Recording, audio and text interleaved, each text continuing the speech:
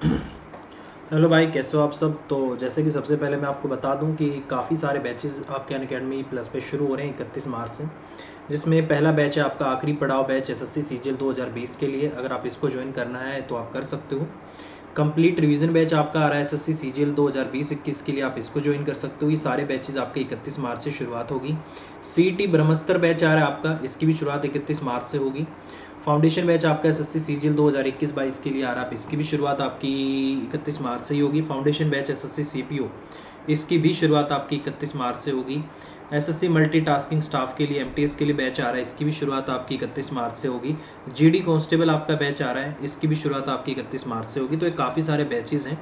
और इसके अलावा आपका एसएससी का एक कॉम्बैट होता है जिसमें आपको 1 करोड़ रुपए मिलते हैं भाई, मतलब 1 करोड़ रुपए का इसका टोटल है, ठीक है। इसके अलावा बेसिकली होता क्या है कि इसमें जो आप टेस्ट देते हो उसमें आपकी रैंक आती है, रैंक के हिसाब से आपको इसमें कुछ ना कुछ बेनिफिट मिलता है, जो कि हर संडे को होता है।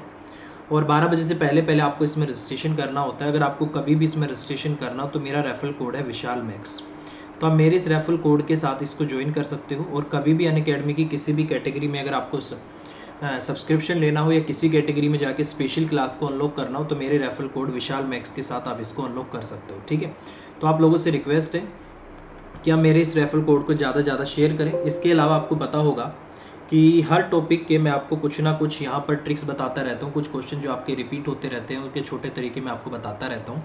तो वही मैं आपको बता रहा था। आज मैं आपको कुछ टाइम एंड डिस्टेंस के 2-4 क्वेश्चन आते हैं उसके बारे में आपको बताने वाला हूँ, ठीक है।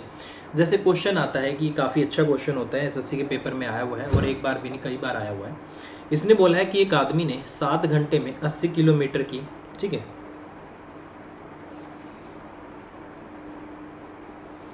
एक आदमी ने 7 घंटे में 80 किलोमीटर की दूरी की कुछ यात्रा, जिसमें से उसने कुछ यात्रा 8 किलोमीटर प्रति घंटे की चाल से पैदल की और कुछ आपके 16 किलोमीटर प्रति घंटे की चाल से साइकिल से की है। उसने कितनी यात्रा पैदल की है। देखो भाई, इसको करने के बहुत सारे तरीके होते हैं। सबसे पहले देखो बेसिक तरीका क्या होता है। टोटल डिस्टेंस आपका 80 किलोमीटर है, उसमें से आप कुछ पैदल चले हो, ठीक है। पैदल बोला इसने, कुछ आप पैदल भी चले हो और बाकी के आप कैसे चले हो दोस्त, साइकिल से। बाकी आप साइकिल से चले हो। आपको ये नहीं पता कि भाई कौन किससे चला, ये आपको नहीं पता। मैं मान लेता हूँ कि पैदल मैं x किलोमीटर चलता हूँ तो बाकी का 80 में से x चला गया तो कितना बचा आपका 80 माइनस में x किलोमीटर। तो ये आप इस तरीके से चलो। बेसिक तरीका तो क्या होगा, x किलोमीटर चले हो आप 8 की स्पीड से, प्लस में 80 माइनस में x चले हो आप किसकी स्पीड से, 16 की स्पीड से। टोटल आपको कितने घंटे लगे, 7 घंटे, ठीक है। एक तो बेसिक तरीका ये है क्वेश्चन को करने का, इसको हमें नहीं लगाना है। दूसरा तरीका देखो आपको क्या करना है, एलिगेशन। एलिगेशन इस क्वेश्चन को करने के लिए सबसे बेस्ट मेथड होता है और आपको हमेशा एलिगेशन से इस क्वेश्चन को करना है। आपको मैं बता दूं, अगर ऊपर आपकी स्पीड ऑफ ए है, ठीक है, स्पीड है आपकी ए बंदे की, यहाँ पर क्या है, स्पीड आपकी किसकी है, बी बंदे की, ठीक है। और बीच में जो आपको स्पीड दे रखी हो किसकी दे रखी है, दोनों को मिला के अगर आपको दे रखी हो ए प्लस में बी की, तो बेसिकली जो बीच में वैल्यू होती है ना, एवरेज होती है, वेटेड एवरेज इसको बोला जाता है, ठीक है। तो यहाँ पे जो आपका रेशो आता है ना, ये हमेशा याद रखना, आपका टाइम का रेशो आता है, टाइम किसका, ए का, और यहाँ पर आपका टाइम किसका आता है, बी का, ठीक है। तो समझो इस बात को, यहाँ पर आपका किसका रेशो आता है, टाइम का रेशो आता है, जब आपको स्पीड का रेशो दे रखा होता है। तो इस तरीके से अगर आप इस क्वेश्चन को करोगे तो क्वेश्चन आपका बहुत छोटा पड़ेगा। अब देखो करना कैसे, स्पीड वाले से मैं करता हूँ, ठीक है। देखो कैसे करोगे, मैं इसको हटा देता हूँ, लिख लेना एक बार इसको जब आपको जरूरत पड़े। देखो मैं इसको कैसे करूँगा, इसने बोला है कि कुछ दूरी आपने 8 किलोमीटर पर आवर की चाल से तय की है, मतलब आपकी साइकिल वाली है, तो यहाँ पर आपकी स्पीड कितनी 8 है, और पैदल आपने कितनी की है, 16 की है, और इसने बोला है 7 घंटे में 80 किलोमीटर की दूरी आपने तय की है। डिस्टेंस अपॉन में अगर मैं टाइम कर देता हूँ तो दोनों को मिला के जो आपकी एवरेज स्पीड है वो आपकी निकल कर आ गई, ठीक है। एक चीज़ हमेशा याद रखना, ये आपको कैसे याद रखना है, जैसे आपकी स्पीड कैसे होती है, किलोमीटर पर आवर में होती है ना, तो अगर आपने ऊपर स्पीड ले रखी तो नीचे आपका टाइम का रेशो आता है, क्योंकि स्पीड आपकी किलोमीटर पर आवर में होती है, ठीक है। अब जैसे इस क्वेश्चन में मैं सोचूं, मैंने क्या बोला था, अगर आप फ्रैक्शन से बचना चाहते हो तो आप जो फ्रैक्शन में वैल्यू होती है ना उसको सबसे मल्टीप्लाई कर दो। इससे क्या होगा कि आपकी कैलकुलेशन आसान हो जाएगी। सबसे मल्टीप्लाई कर दो, 7 से कर दिया, ऊपर आपका कितना आ गया, 56 आ गया, नीचे आपका कितना आ गया, 112 आ गया, और ये आपका कितना आ गया, 80 आ गया, ठीक है। 112 में से आपका 80 जाएगा तो कितना आ जाएगा आपका 42, यहाँ से आपका 42 आ जाएगा, और 80 में से आपका 56 जाएगा तो यहाँ से आपका कितना आ रहा होगा, 24 आ रहा होगा, ठीक है। 24 हाँ ठीक है। इसके बाद आप इसको काट देना भाई, किससे काटोगे, 6 7 42 आ जाएगा आपका, ठीक है, और 6 चौका आपका कितना आ जाएगा, 24 भी आ जाएगा। इसके अलावा कोई कट रहा है क्या, नहीं कट रहा, मेरे को लग रहा है कुछ गड़बड़ की कहीं पे। 16 7 आपका 112 होता है, बिल्कुल ठीक है, 180 दे रखा ना, ठीक है। 112 में से 80 जाएगा तो आपका 2, और 11 में से 8 3 आएगा, वही मैं कह रहा था, कुछ ना कुछ गड़बड़ हुई है। ये आपका कितना आ जाएगा, 4 8 32 आ जाएगा, और 4 6 आपका 24 आ जाएगा, और भी ये कटेगा आपका 2 से काट दूँ, 2 चौका 8 आ जाएगा, और 2 3 आपका कितना आ जाएगा, 6 आ जाएगा, ठीक है। तो बेसिकली 4 और 3 का रेशो आ गया। ये जो रेशो है आपका टाइम का रेशो आया है, मेरा रेशो में सम 7 आ रहा है, क्वेश्चन भी आपका 7 ही बोल रहा है, तो इसका मतलब 1 की वैल्यू कितनी आपकी 1 है, इसका मतलब 4 की वैल्यू आपकी कितनी है, 4 आवर। इसका मतलब वो भाई साइकिल से चला है 4 घंटे और पैदल चला हो कितने, 3 घंटे। तो ये आपके क्वेश्चन का यहाँ से टाइम निकल कर आ गया कि वो 4 घंटे और वो आपका 3 घंटे। इसने बोला उसने कितनी दूरी पैदल तय की है, तो पैदल भाई साहब उसकी स्पीड कितनी थी, 16 की थी, और कितनी देर चला है पैदल, 3 घंटे। तो कितना चला होगा, 16 गुना में 3, 48 किलोमीटर वो आपका किससे चला है, पैदल चला है। तो यहाँ से ये आपके क्वेश्चन का आंसर आ जाएगा, ठीक है। पैदल उसने तय की है। पैदल कौन से वाला था, पहले आपका कैसा था, पैदल वाला, और आपका दूसरा क्या था, साइकिल वाला, सॉरी पैदल आपका पहले वाला है।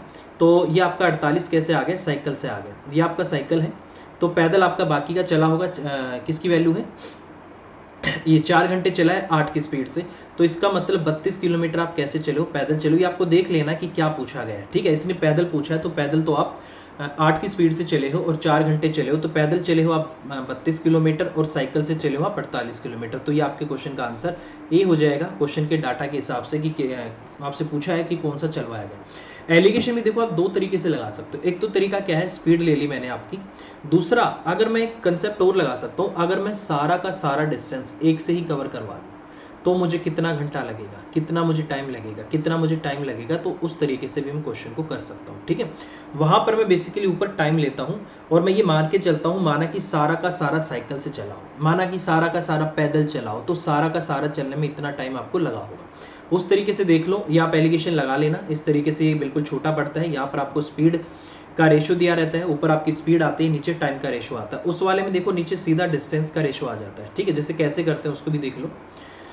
देखो भाई, अगर मैं सारा का सारा 80 किलोमीटर आपसे चलवा दूं, किससे, पैदल, तो आपको इतना टाइम लगेगा। अगर सारा का सारा डिस्टेंस 80 किससे चलवा दूं, 16 साइकिल से, तो आपको इतना टाइम लगेगा। और टोटल मिला के आपको टाइम क्या दे रखा है, ये दे रखा है, ठीक है।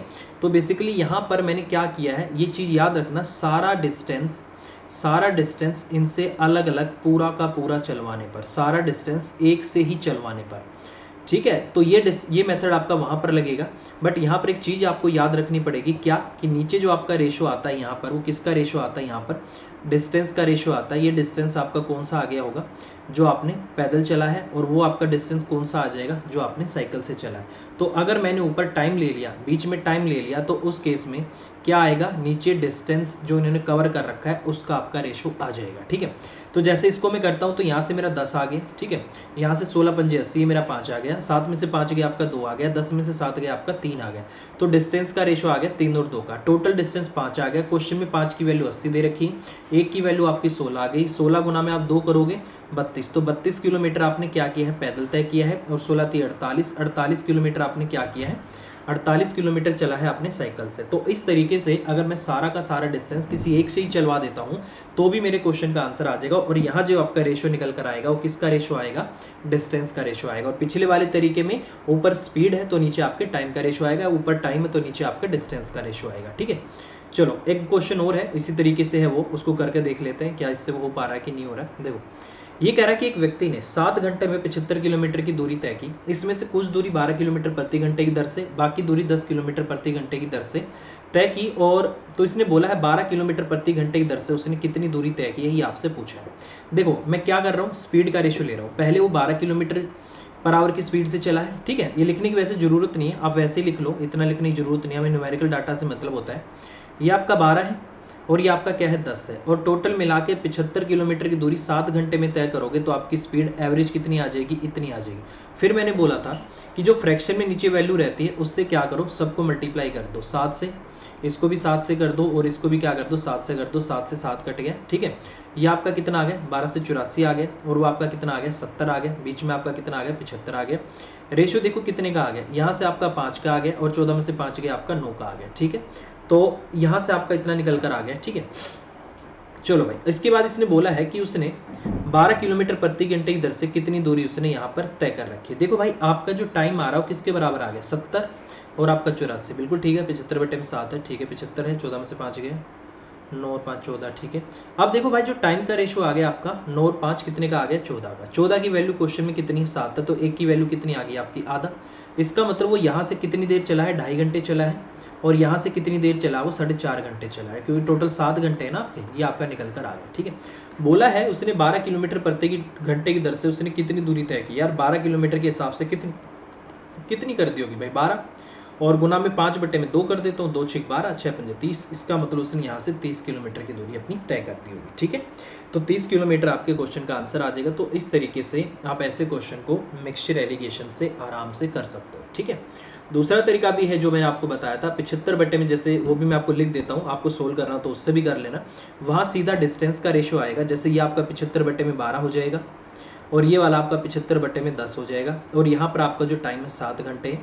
यहाँ से जब आप क्वेश्चन को करोगे तो डायरेक्ट आपका किसका रेशो आ जाएगा, डिस्टेंस का रेशो आ जाएगा। ये आपको याद रखना पड़ेगा इस तरीके से, ठीक है। ऊपर मैंने क्या लिया है, टाइम लिया है, ठीक है भाई। तो दूसरा ये भी आपका एलिगेशन ही है, बट थोड़ा सा इसमें सारा एक से ही चलवाना पड़ता है, उस तरीके से क्वेश्चन आपका होता है, ठीक है।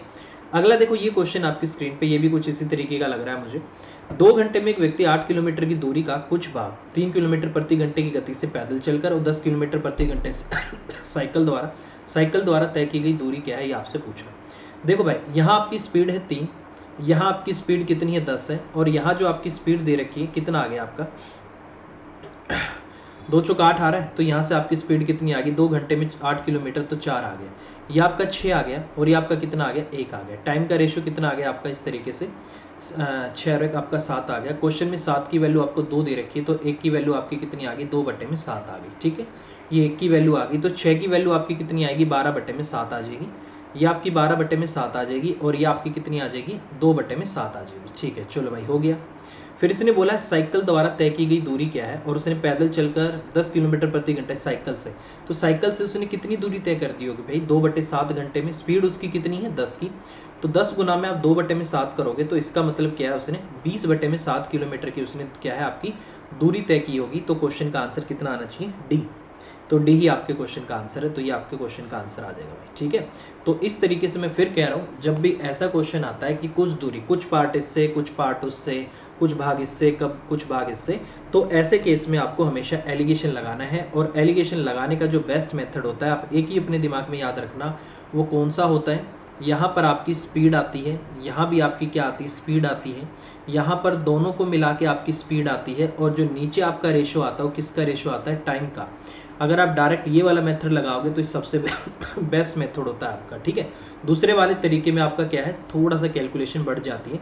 ये स्पीड आपकी कौन सी है, पैदल वाली है, और ये स्पीड आपकी कौन सी साइकिल वाली है, और ये स्पीड आपकी क्या है, दोनों को मिलाकर है, ठीक है, दोनों को मिलाकर है। और तो नीचे जो आपका टाइम का रेशो आएगा, ये पैदल चलने में जो आपने टाइम लगाया है, पैदल चलने में जो आपने टाइम लगाया है वो, और ये वाला टाइम का आएगा जो आपने साइकिल से चलने में जो आपने टाइम लगाया है वो आपका निकल कर आ गया, क्वेश्चन आपका खत्म हो जाएगा, ठीक है। तो आप लोगों से मैं फिर रिक्वेस्ट कर रहा हूँ भाई, थोड़ा सा अपना साथ बनाए रखिए। देखो मैं भी चाहता हूँ कि आपको ज़्यादा से ज़्यादा चीज़ें कराई जाएँ, बट वो तभी पॉसिबल है जब आप मेरे साथ एंगेज हो गए। मैं ऐसे अकेला वीडियो बनाता रहूँ, आप वीडियो ना देखो, तो उससे मैं भी डीमोटिवेट हो जाता हूँ। और देखो चीज़ें बहुत सारी हैं जो मैं आपको कराना चाहता हूँ, बहुत सारी चीज़ें जो मैं आपको समझाना चाहता हूँ, बट उसके लिए आपको भी थोड़ा एंगेज होना पड़ेगा, और मैं तो देखो आपके साथ हो ही रहा हूँ। इसके अलावा मेरी आप लोगों से रिक्वेस्ट है कि प्लीज़ इस चैनल को सब्सक्राइब कर लीजिए, वीडियो को ज़्यादा से ज़्यादा लाइक कर लीजिए, और वीडियो को आप ज़रूर देखिए। और आपको मैं 100% कह रहा हूँ, ये क्वेश्चन पेपर में आते हैं और आपको इनको देखने से काफ़ी बेनिफिट मिलेगा, ठीक है। तो आप लोगों से फिर रिक्वेस्ट कर रहा हूँ, वीडियो को ज़्यादा से ज़्यादा शेयर करें, लाइक करें, और चैनल को सब्सक्राइब जरूर करें। अभी के लिए इतना ही, फिर मिलेंगे अगली क्लास में कुछ और एक आधा क्वेश्चन लेकर मैं आऊँगा जो आपका पेपर में आता रहता है, उसको मैं आपको कराऊँगा, ठीक है। Bye bye, take care, thank you very much, और प्लीज़ अपना सपोर्ट बनाए रखिए। Bye bye, take care.